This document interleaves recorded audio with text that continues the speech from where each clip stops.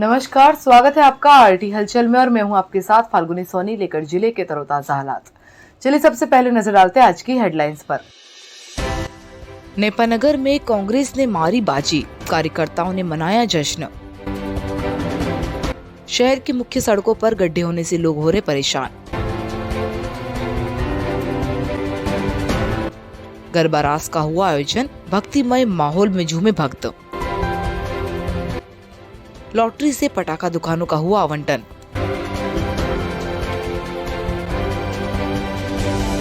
और अब गतिविधियां विस्तार के साथ। बुरहानपुर के नेपानगर में नगरपालिका अध्यक्ष को लेकर आज मतदान की प्रक्रिया संपन्न हुई। सुबह से ही भाजपा और कांग्रेस के पार्षद मतदान करने के लिए पहुंचे। यहां पर कांग्रेस ने बाजी मारी। कांग्रेस अध्यक्ष प्रत्याशी को 15 वोट मिले हैं, जिसको लेकर पदाधिकारी सहित कार्यकर्ताओं ने जश्न मनाकर एक दूसरे को जीत की बधाई दी। बुरहानपुर की एकमात्र नगरपालिका नेपानगर नगरपालिका में 10 साल बाद कांग्रेस का कब्जा हुआ। नगरपालिका अध्यक्ष के लिए हुए आज चुनाव में कांग्रेस की भारती विनोद पाटिल 9 वोटों से विजयी हुई, जबकि उपाध्यक्ष के रूप में निर्दलीय प्रत्याशी सरला प्रवीण काटकर निर्विरोध निर्वाचित हुए। नवनिर्वाचित अध्यक्ष अब नगर में बेरोजगारी दूर करने, शिक्षा और स्वास्थ्य व्यवस्था बेहतर बनाने के लिए काम करने की बात कह रही है। बुरहानपुर की नेपानगर नगरपालिका अध्यक्ष और उपाध्यक्ष के चुनाव का आज संपन्न हुए। 10 साल से इस नगरपालिका में बीजेपी का कब्जा था, लेकिन 10 साल के वनवास के बाद कांग्रेस नेपानगर नगर सरकार में वापसी हुई। 24 सदस्यों वाली नगरपालिका में 12 पार्षद कांग्रेस के, 10 पार्षद बीजेपी के, जबकि 2 पार्षद 2 बीजेपी के बागी होकर निर्दलीय के रूप में निर्वाचित हुए। 30 सितंबर को पार्षद के चुनाव परिणाम घोषित होने के बाद कांग्रेस के सभी 12 पार्षद नेपानगर के बाहर चले गए थे, जो आज वोटिंग के दिन नेपानगर आए। कांग्रेस ने चुनाव के पहले से ही अध्यक्ष पद के लिए भारती विनोद पाटिल का नाम घोषित कर दिया था, जबकि बीजेपी ने आखिरी तक भी अध्यक्ष के लिए अधिकृत प्रत्याशी का नाम सार्वजनिक नहीं किया। जब नामांकन प्रक्रिया शुरू हुई तब पूर्व नगर परिषद अध्यक्ष राजेश चौहान की पत्नी मीना राजेश चौहान ने बीजेपी से अध्यक्ष पद का नामांकन दाखिल किया। इस तरह कांग्रेस प्रत्याशी भारती विनोद पाटिल को 24 वोटों में से 15, जबकि बीजेपी की मीना राजेश चौहान को 9 वोट मिले। इस तरह उपाध्यक्ष के चुनाव के लिए निर्दलीय प्रत्याशी सरला काटकर का एक नामांकन आने पर उन्हें निर्विरोध उपाध्यक्ष निर्वाचित घोषित किया। अध्यक्ष बनने के बाद भारती विनोद पाटिल ने अपनी जीत का जश्न नेपानगर की जनता व 7 पार्षदों को दिया। उन्होंने कहा सबसे पहले वह नगर की बेरोजगारी, बेहतर स्वास्थ्य व बेहतर शिक्षा व्यवस्था के काम करेगी। नवनिर्वाचित उपाध्यक्ष के प्रतिनिधि ने भी कहा कि नेपानगर में विकास के लिए हम कटिबद्ध है। कांग्रेस ने इस जीत पर कहा कि नेपानगर की जनता ने अब बड़ी जवाबदारी दी है। साथ ही 3 अन्य पार्षदों ने भी कांग्रेस पर विश्वास जताया। कांग्रेस नेपानगर को विकास के मॉडल के रूप में खड़ा करेगी। नेपानगर की जनता को क्या और मेरे जो पार्षद भाई बहन मेरे सबने मिलकर मेरा साथ दिया, उनको भी ये श्रेय जाता है। पहले तो बेरोजगारी, जहाँ बच्चे परेशान है, शिक्षा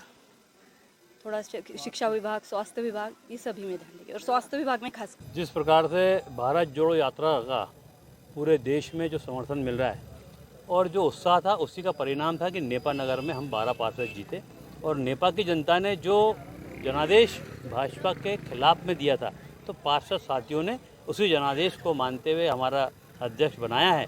और ये बदलाव का वक्त है और राहुल गांधी जी जो बदलाव के लिए और जोड़ने के लिए निकले हैं, तो कांग्रेस पार्टी भी जोड़कर सबको मिलकर नेपानगर का विकास करेगी। बुरहानपुर जिले के मुख्य सड़कों पर गड्ढे होने के कारण आए दिन हादसे हो रहे, लेकिन इसके बावजूद भी जिम्मेदार अफसरों द्वारा इस पर कोई ध्यान नहीं दिया जा रहा, जिसका खामियाजा वाहन चालकों के साथ पैदल चलने वाले राहगीरों को भुगतना पड़ता है।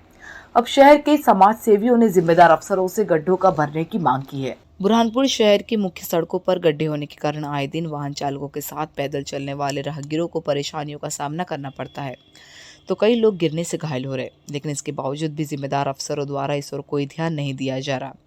1 माह में जिले में गड्ढे में गिरने से 15 से अधिक लोग घायल हुए। एक ऐसी ही तस्वीर अब शहर के शिव कुमार सिंह प्रतिमा के पास से सामने आई, जहां पर मुख्य सड़क पर ही बड़ा गड्ढा होने के कारण यहां पर हादसे हो रहे। 3 दिन में 6 लोग गिरने से गंभीर रूप से घायल हो गए। सभी घायलों को अस्पताल में भर्ती कराया। अब क्षेत्र के लोगों का कहना है कि जिम्मेदार अफसरों ने इस ओर ध्यान देकर गड्ढे की मरम्मत कराना चाहिए, ताकि हादसों में कमी आ सके। आपको बता दें कि बुरहानपुर जिले में गड्ढे होने के कारण आए दिन सड़क दुर्घटनाएं हो रही है, लेकिन जिम्मेदार अफसरों द्वारा इस ओर कोई ध्यान नहीं दिया जा रहा। क्षेत्रवासियों ने भी वीडियो संदेश के जरिए जिम्मेदारों से गड्ढे की मरम्मत करने की गुहार लगाई। देखना ये होगा कि क्या जिम्मेदारों द्वारा लोगों की परेशानियों को देखते हुए निराकरण किया जाता है या इसी तरह से लोगों को परेशान होना पड़ेगा। भैया ये गड्ढे पड़ रहे हैं, लोग गिर रहे फटाफट। क्या तो मोटरसाइकिल अभी पानी गिर रहा था तो हम लोगों ने यहाँ पत्थरे डाल के और थोड़ा व्यवस्था करे करना चाहिए भाई। मुख्य मार्ग है, स्कूली बच्चे भी जाते हैं यहाँ से। क्या ये मोटरसाइकिल वाले अक्सर गिर जाते हैं यार। बुरहानपुर के श्री कृष्ण मंगल परिसर में बृहद गुजराती समाज की ओर से भव्य डांडिया रास का कार्यक्रम आयोजित किया गया। यहाँ पर भक्तिमय माहौल में भक्त गरबा खेलते हुए नजर आए। प्रथम, द्वितीय, तृतीय स्थान प्राप्त करने वाले भक्तों को समिति की ओर से सम्मानित किया गया। बुरहानपुर के श्री कृष्ण मंगल परिसर में श्री बृहद गुजराती समाज की ओर से शरद पूर्णिमा के अवसर पर भव्य डांडिया रास का कार्यक्रम आयोजित किया गया। इस कार्यक्रम में गुजरात के ऑर्केस्ट्रा पर भक्तों ने लाइव गरबा खेला। यहाँ पर बड़ी संख्या में भक्त गरबा खेलने के लिए पहुंचे और सभी भक्तिमय माहौल में गीतों पर गरबा खेलते हुए नजर आए। समाज अध्यक्ष मनोज तारवाला ने जानकारी देते हुए बताया कि बुरहानपुर जिले में पहली बार श्री बृहद गुजराती समाज की ओर से शरद पूर्णिमा के अवसर पर गरबा रास का आयोजन किया गया था। यहाँ पर गुजरात के ऑर्केस्ट्रा पर भक्तों ने लाइव गरबा खेला और सभी भक्तिमय माहौल में नजर आए। इस कार्यक्रम में मुख्य अतिथि के रूप में सांसद ज्ञानेश्वर पाटिल, महापौर माधुरी अतुल पटेल, पूर्व महापौर अनिल भोसले सहित जनप्रतिनिधि भी शामिल हुए। बुरहानपुर के रेणुका माता मंदिर परिसर में नगर निगम की ओर से प्रतिवर्षानुसार इस वर्ष भी लॉटरी के माध्यम से पटाखा दुकानों का आवंटन किया गया। यहाँ पर 43 पटाखा विक्रेताओं ने आवेदन दिए थे, जिनको लॉटरी के माध्यम से दुकानों का आवंटन हुआ। बुरहानपुर के रेणुका माता मंदिर परिसर में प्रतिवर्षानुसार इस वर्ष भी नगर निगम की ओर से दीपावली के पर्व को लेकर पटाखे की दुकान लगना है, जिसको लेकर आज नगर निगम ने लेआउट डालकर लॉटरी सिस्टम के माध्यम से दुकानों का आवंटन किया। सुबह से ही पटाखा विक्रेता रेणुका माता मंदिर परिसर में पहुंचे।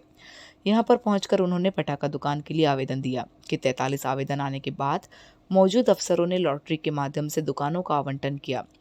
नगर निगम के अफसरों ने जानकारी देते हुए बताया कि शासन की गाइडलाइन के अनुसार यहाँ पर प्रतिवर्ष पटाखा विक्रेताओं को दुकानों का आवंटन किया जाता है। इस बार भी पटाखा विक्रेताओं ने दुकान के लिए आवेदन दिए थे, जिसको लेकर आज यहाँ पर लॉटरी के माध्यम से दुकानों का आवंटन किया गया। उन्हें निर्देशित किया है कि जो भी शासन की गाइडलाइन है उसके अनुसार सभी अपनी दुकानें लगाएं और शासन की गाइडलाइन का पालन करें। पालन नहीं करने वाले दुकान संचालकों पर कार्यवाही की जाएगी। प्रतिवर्ष अनुसार इस वर्ष भी स्थानीय पटाखा विक्रेताओं के लिए दुकानों का आवंटन की प्रक्रिया चल रही है। अभी तक 43 आवेदन प्राप्त हो चुके हैं। उसके पश्चात आवंटन करके उनको दुकानें उपलब्ध कराई जाएगी। साफ सफाई रहेंगी, पानी की व्यवस्था रहेंगी, फायर फाइटर खड़ा रहेगा और जो भी तकलीफ आएंगे उसकी तो उनको दुकान लगाने के निर्देश ये 10 फीट छोड़कर दुकान लगाई। शासन निर्देश के पालन में रेती पानी सारी व्यवस्था रखना पड़ेगी अंगार बुझाने की। बुरहानपुर जिले के शाहपुर थाना क्षेत्र के ताप्ती नदी के हथनूर पुल से नदी में गिरने पर वह पुलिस आरक्षक का शव नाचन खेड़ा के पास 24 घंटे के बाद मिला। मौके पर पहुंची पुलिस ने पंचनामा बनाकर पोस्टमार्टम कर शव परिजनों को सौंप दिया। पुलिस मामले की जांच में जुट गई है। बुरहानपुर जिले के इच्छापुर में रहने वाले पुलिस जवान का शव 24 घंटे बाद नाचन खेड़ा के पास मिला। बताया जा रहा है कि गजानन गुरुवार रात थाने से बाइक पर अपने घर इच्छापुर लौट रहा था। रात करीब 8 बजे हथनूर पुल पर सामने से आ रही बाइक की टक्कर हो गई। इससे गजानन बाइक सवार रोड पर गिर पड़ा। इस वजह से दोनों को गंभीर चोट आई। हालांकि आरक्षक को हादसे के वक्त हेलमेट पहना हुआ था। घटना के बाद पुलिस का जवान उठकर खड़ा हुआ और अपना हेलमेट उतारते ही पुलिस जवान गजानन को अचानक चक्कर आ गए। इसी दौरान लड़खड़ाकर पुल की रेलिंग के पास पहुंचा। इस दौरान पुल पर मच्छर कीट पतंगे उड़ रहे थे। इससे गजानन अपना संतुलन खो बैठा और नदी में गिर पड़ा। नदी में पानी का बहाव तेज होने की वजह से पुलिस का जवान खुद को संभाल नहीं सका और तेज बहाव की वजह से नदी में बह गया। शाहपुर पुलिस और गोताखोरों लगातार आरक्षक गजानन की तलाश कर रहे थे। 24 घंटे तक रेस्क्यू टीम नदी में स्टीमर के जरिए आरक्षक गजानन को तलाशते रहे। 24 घंटे बाद सूचना मिली कि नाचन खेड़ा के पास शव मिला। मौके पर पहुंची पुलिस ने शिनाख्त की तो शव आरक्षक गजानन का था। पुलिस ने पंचनामा बनाकर पोस्टमार्टम कर शव परिजनों को सौंप दिया।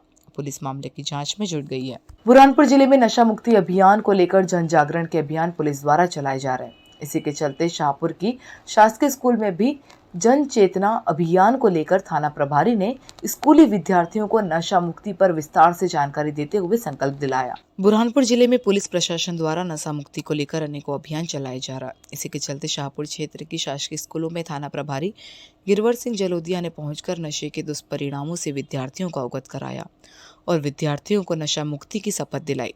थाना प्रभारी गिरवर सिंह जलोदिया ने बताया कि एसपी राहुल कुमार के निर्देश पर बुरहानपुर जिले में नशा मुक्ति को लेकर अभियान चलाए जा रहे हैं। इसी के चलते आज भी शाहपुर क्षेत्र की सभी सरकारी स्कूलों में इस अभियान के तहत स्कूली विद्यार्थियों को नशा मुक्ति के संबंध में विस्तार से जानकारी दी गई और सभी विद्यार्थियों को नशे से दूर रहने के लिए शपथ दिलाई गई। आपको बता दें कि बुरहानपुर जिले में नशा मुक्ति अभियान के तहत शराब के पुलिस ने 200 लोगों पर मामले दर्ज कर दिए और उसमें 200 लोगों को जेल भेजा है। एसपी राहुल कुमार ने जानकारी देते हुए बताया कि बुरहानपुर जिले में नशा मुक्ति को लेकर अभियान चलाए जा रहे हैं। रोजाना प्रत्येक थाना क्षेत्र में नशे का सेवन करने वाले लोगों पर कार्यवाही की जा रही और सार्वजनिक स्थान पर नशा करने वालों पर भी कार्यवाही कर उन्हें जेल भेजा जा रहा है। आगे भी ये अभियान जारी रहेगा। ये नशा मुक्ति अभियान के अंतर्गत बुरहानपुर में हम लोगों ने अभी तक अवैध शराब के खिलाफ में लगभग 200 के आसपास मामले कायम किए हैं और उसमें लगभग 200 के आसपास लोगों को जो है वो जेल भी भेजा हुआ है। साथ ही साथ में जो एनडीपीएस के मामले हैं वो कुल मिला के 5 मामले अभी तक एनडीपीएस से कायम कर चुके हैं, जिसके अंदर जो छोटी छोटी मात्रा में अलग अलग जगहों से गांजा लेके आते हैं और गांजा खुद भी पीते हैं और दूसरों को छोटी छोटी पुड़ियों में बांटते हैं, उन लोगों को गिरफ्तार करके उनसे गांजा जब्ती की गई है। सार्वजनिक स्वरूप पे जो शराब पीते हैं उनके खिलाफ और शराब पीकर वाहन चलाने वालों के खिलाफ में भी कार्रवाई की गई है। और इसी तरीके से हमारा नशा मुक्ति का एक कार्यक्रम भी चल रहा है, जिसके अंदर हम लोग स्कूल कॉलेज में जाके और जो पब्लिक प्लेसेस है जहाँ पे ज़्यादा इस तरह की शिकायतें आती है वहाँ पे लोगों को शपथ दिलाना, उनके साथ में वार्तालाप करना और उनको जो है वो नशा मुक्ति के लिए जन जागरूकता फैलाना, इस तरीके का काम भी लगातार किया जा रहा है। बुरहानपुर जिले के जंगल में पेड़ों की कटाई रुकने का नाम नहीं ले रही। पेड़ों की कटाई के विरोध में अब ग्रामीण भी सड़कों पर उतर आए। ग्राम साईखेड़ा के ग्रामीण सड़कों पर उतरे और उन्होंने विरोध जताते हुए वन विभाग पर पेड़ों की कटाई नहीं रोकने का आरोप लगाते हुए वनों की सुरक्षा करने की बात कही। बुरहानपुर के नेपानगर वन परिक्षेत्र में वन माफिया और अतिक्रमणकारी वन विभाग जिला प्रशासन को मुंह चिढ़ा रहे हैं। कुछ दिन पहले बाकड़ी के जंगल से बड़ी संख्या में सागवान के पेड़ काट दिए गए थे। इसके बाद वन विभाग के डीएफओ प्रदीप मिश्र, कलेक्टर प्रवीण सिंह और एसपी राहुल कुमार ने घटना स्थल का दौरा किया था, लेकिन इसके बाद भी वनों की कटाई का सिलसिला खत्म नहीं हो रहा। साईखेड़ा गांव में पेड़ों की कटाई होने व मौके पर वन विभाग के अमले के जाने पर नाराज ग्रामीणों ने वन विभाग के अमले को बीच रास्ते में रोक लिया और अपनी नाराजगी जाहिर की। वन विभाग के अफसरों ने नाराज ग्रामीण को यह ठोस आश्वासन दिया कि वनों की कटाई करने वालों पर, अतिक्रमणकारियों पर अब प्रभावी कार्यवाही की जाएगी। वन विभाग के हमले को इसलिए रोका हमने कि ये जंगल लगातार अतिक्रमण हो रहा है और कई दिनों से कट रहा है। इसमें वन विभाग अपनी जिम्मेदारी को पूरी तरह निभा नहीं रहा है। अगर ये अतिक्रमणकारी जो बाहर से आ रहे हैं ये अगर ऐसे ही काटते रहे तो हमारे गाँव वाले की अपेक्षा ये है कि हम भी ये छोटी मोटी झुंडियाँ काटेंगे, हमारी बंधारे बनाएंगे और इसमें पेड़ पौधे फलदार ऐसे लगाएंगे जो लोगों के भविष्य में काम आए और इससे सभी को फायदा होगा। बुरहानपुर के इंदिरा कॉलोनी स्थित ऑडिटोरियम में युवा उत्सव के तहत कार्यक्रम आयोजित हुआ। यहाँ पर बड़ी संख्या में स्कूली विद्यार्थियों ने भाग लिया। माइक्रोविजन एकेडमी के विद्यार्थियों ने सामूहिक नृत्य की प्रस्तुति दी, जिनको प्रथम स्थान से सम्मानित किया गया। विद्यालय समांग स्तर पर सांस्कृतिक कार्यक्रमों की प्रस्तुति देंगे। बुरहानपुर के इंदिरा कॉलोनी स्थित ऑडिटोरियम में युवा उत्सव के तहत कार्यक्रम आयोजित हुआ। यहाँ पर बड़ी संख्या में स्कूली विद्यार्थियों ने भाग लिया। माइक्रोविजन एकेडमी के विद्यार्थियों ने सामूहिक नृत्य की प्रस्तुति दी, जिनको प्रथम स्थान से सम्मानित किया गया। आपको बता दें कि बुरहानपुर जिले में जिला प्रशासन की ओर से आज इंदिरा कॉलोनी स्थित ऑडिटोरियम में युवा उत्साह का कार्यक्रम आयोजित किया गया था। इस कार्यक्रम में बड़ी संख्या में स्कूली विद्यार्थी शामिल हुए, जिसमें रंगोली, चित्रकला, भाषण, गीत गायन जैसी प्रतियोगिता कराई गई, तो वहीं सांस्कृतिक कार्यक्रम का भी आयोजन हुआ। बड़ी संख्या में स्कूली विद्यार्थियों ने इस कार्यक्रम में भाग लिया था। प्रथम स्थान माइक्रोविजन एकेडमी के विद्यार्थियों का रहा। उन्हें पारितोषिक देकर सम्मानित किया गया। जिला स्तर पर चयन होने के बाद अब माइक्रोविजन एकेडमी के विद्यार्थी संभाग स्तर पर होने वाली प्रतियोगिता में सांस्कृतिक कार्यक्रमों की प्रस्तुति देंगे। और अब सांस्कृतिक कार्यक्रम में प्रथम माइक्रोविजन एकेडमी। भारत माता की वंदे भारत माता की वंदे, भारत माता की वंदे।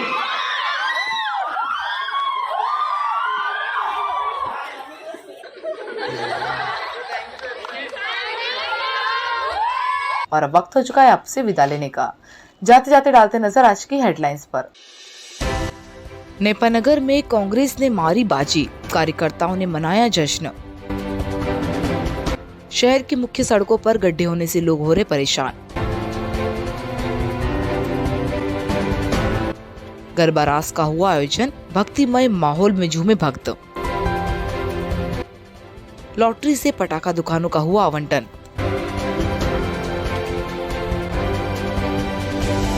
तो कल फिर होगी आपसे मुलाकात जिले की ताजा गतिविधियों के साथ।